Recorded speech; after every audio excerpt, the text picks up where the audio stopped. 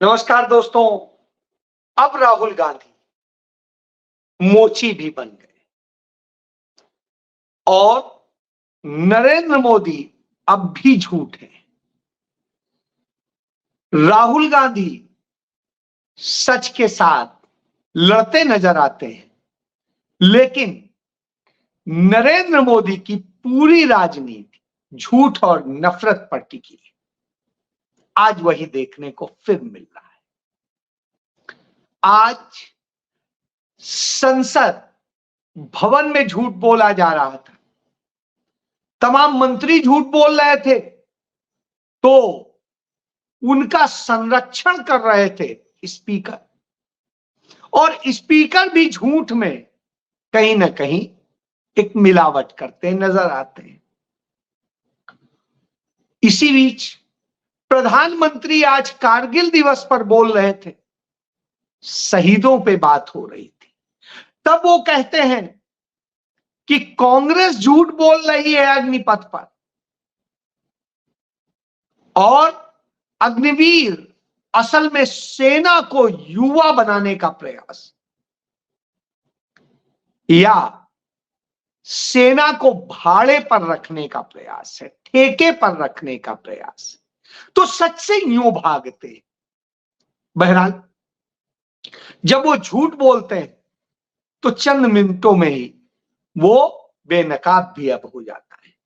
उस पर मल्लिकार्जुन खड़गे ने कड़ा जवाब दिया और उन्होंने कहा, कम से कम इस पवित्र मौके पर, शहीदों के मौके पर झूठ नहीं बोलना चाहिए।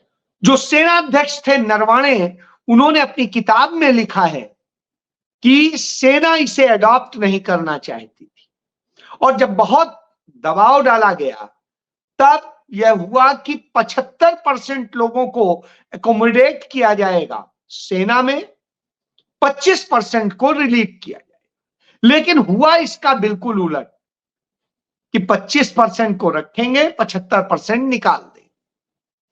अब आप इससे समझ सकते हैं कि सेना को युवा रखने का कहां प्रयास है। सेना को असल में ठेके पे रखने का प्रयास है। शायद यही वजह है कि 20 से अधिक अग्निवीर अब तक मर चुके हैं, कुछ शहीद हुए, कुछ ने आत्महत्या कर ली, और बहुत सारी चीजें। आज हालत यह हो रही है कि तमाम जगह लूट जैसी घटनाएं भी हो रही हैं, और उन घटनाओं में भी उनकी इन्वॉल्वमेंट आ रही है। क्यों? क्योंकि भविष्य सुरक्षित ना हो तब आदमी कुछ भी गलत करता है, तो इस तरह की घटनाएं भी होती है।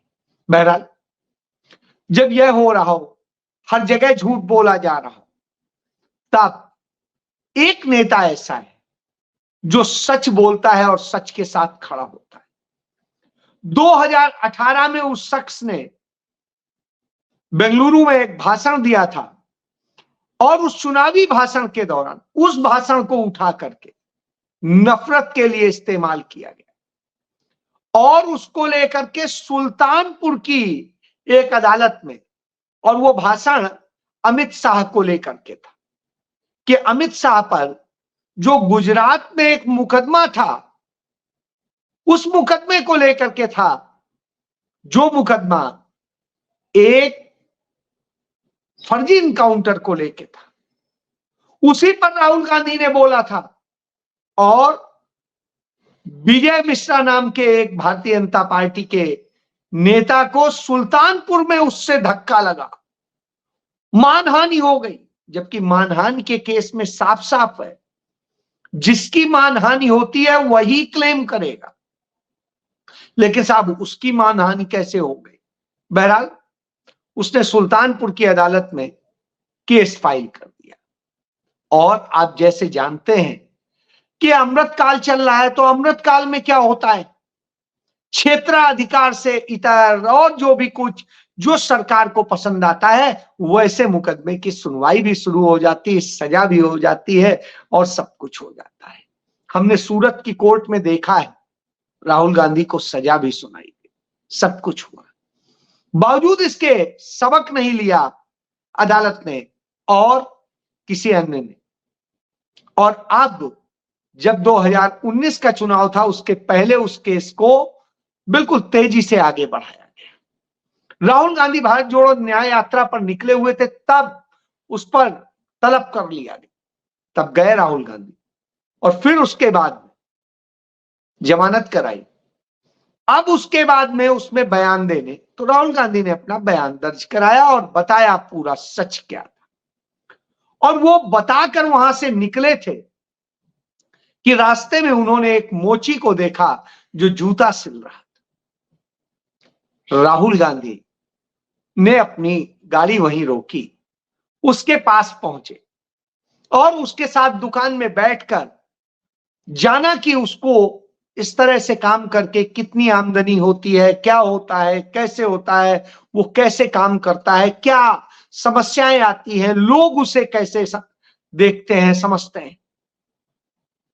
और राहुल गांधी वहां पर उसी मोची की तरह से चर्मकार भी बन गए और उन्होंने वहां पर जूता भी सिला और जूता सिल करके उसके साथ उसके काम को समझा और उसमें कैसे मदद हो सकती है यह भी समझा।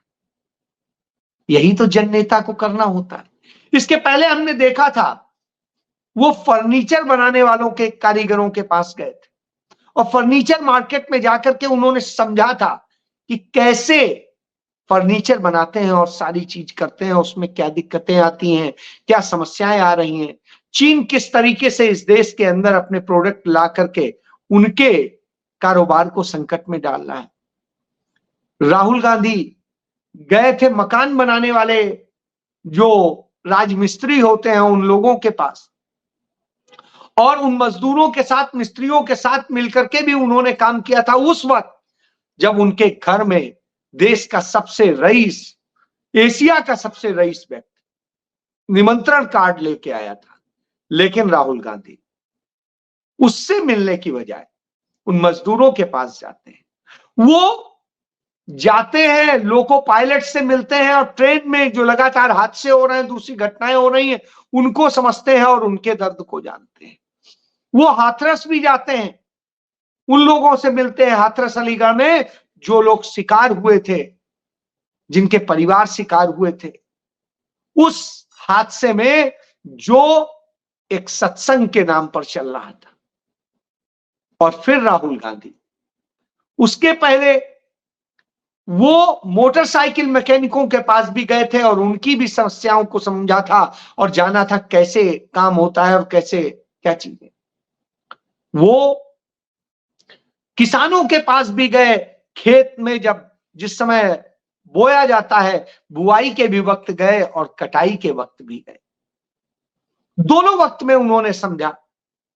इस तरह से वो लगातार तमाम लोगों से मिलते हैं, वो स्टूडेंट्स से भी मिलते हैं और सबसे मिलते हैं। यही तो समझना होता है, कहने से नहीं होता। अग्निवीरों से वो मिलते हैं, अग्निवीरों से वास्तविक समस्या समझते हैं, तैयारी करने वाले बच्चों से समझते हैं, तब वो बात करते हैं, वो सेना के लोगों से बात करते हैं, तब वह उस बात को लेके आते हैं, सामने लेके आते हैं। वो मणिपुर भी जाते हैं और लद्दाख भी जाते हैं। यही करना होता है, यही समझना होता है। वो तो नेता प्रतिपक्ष है, उसके पहले तो वो भी नहीं थे जब गए थे वहां। और सोचिए, वो सब जानबूझ के सारी चीजें समझने के बाद वो संसद में उनकी आवाज बनते हैं। यही करना होता है। प्रधानमंत्री के पास में तो सारे प्रोटोकॉल हैं, सारी प्रिविलेज है, इसके बावजूद वो न उनकी सच्चाई समझना चाहते हैं, न उस पर बात करना चाहते। उनकी पूरी राजनीति और सब कुछ जब झूठ पर टिका हो तो फिर क्या कहेंगे। तो आज यही स्थिति है। आज देश तमाम समस्याओं से जूझ रहा है, लेकिन बजट में जो प्रोविजन किए जा रहे हैं वो सरकार बचाने के लिए किए जा रहे हैं। और जब सच कोई बोलता है तो उसको रोका जाता है, सदन स्थगित कर दिए जाते हैं। हमने कल भी देखा, आज भी देखा, जिस तरीके से सदन को डिस्टर्ब किया जाता है, जिस तरीके से सत्ता पक्ष सदन नहीं चलने देता है। क्यों? सच बर्दाश्त नहीं हो रहा है। प्रधानमंत्री सदन से लापता है, और वो इतना डर गए हैं विपक्ष से कि अब सदन में जाने से डरने लगे। सदन में नहीं जा रहे हैं, उनके गृह मंत्री सदन में नहीं जा रहे हैं, कभी कभी रक्षा मंत्री पहुंच जाते हैं, वित्त मंत्री भी गायब है। आखिर जो सबसे महत्वपूर्ण होता है संसदीय लोकतंत्र में, वो होता है सदन का चलना और सदन में उपस्थिति, सदन में जवाबदेही। आज वो जवाबदेही नहीं दिख रही। जवाबदेही से सरकार डरती दिखती है। क्यों? क्योंकि राहुल गांधी जमीनी हकीकत, सच्चाई जान के आते हैं।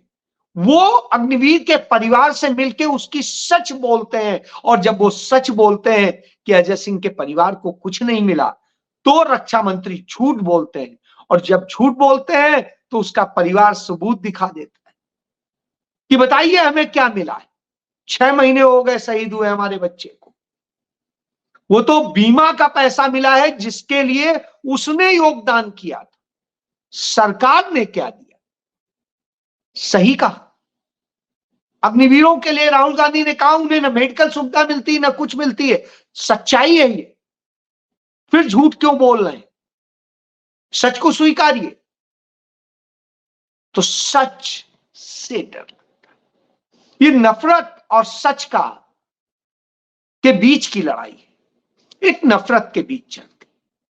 आज हमने देखा जैसे सुप्रीम कोर्ट में आज उत्तर प्रदेश सरकार ने अपना जो एफिडेविट दाखिल किया, वहां पर फिर झूठ बोला कि जरूरी है नेम प्लेट लगाना कांवड़ के मार्ग पर, क्योंकि इससे सांप्रदायिकता का जो वो है वो खत्म होगा और इससे कोई विद्वेष नहीं होगा, शांति व्यवस्था कायम होगी। जबकि उलट बात, इससे नफरत होगी और नफरत पनपेगी।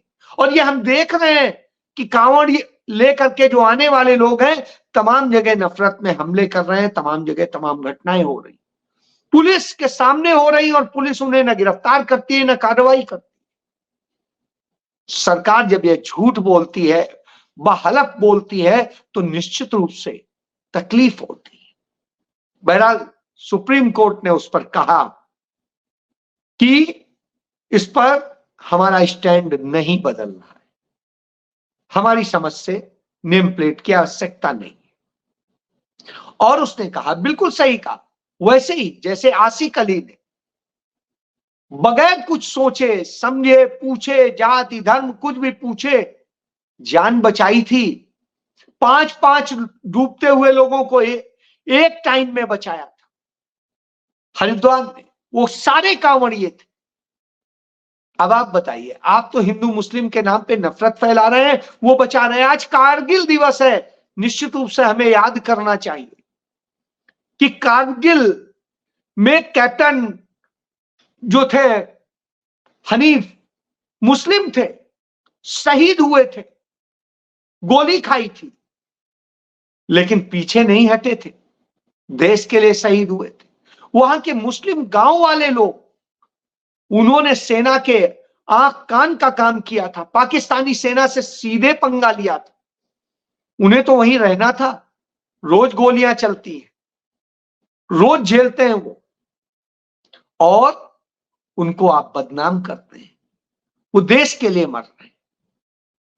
यदि आप कश्मीर में कश्मीरी पंडितों के दर्द को बयां करते हैं, तो उनके भी दर्द को बयां कीजिए जो वहां के मुस्लिम वो हैं।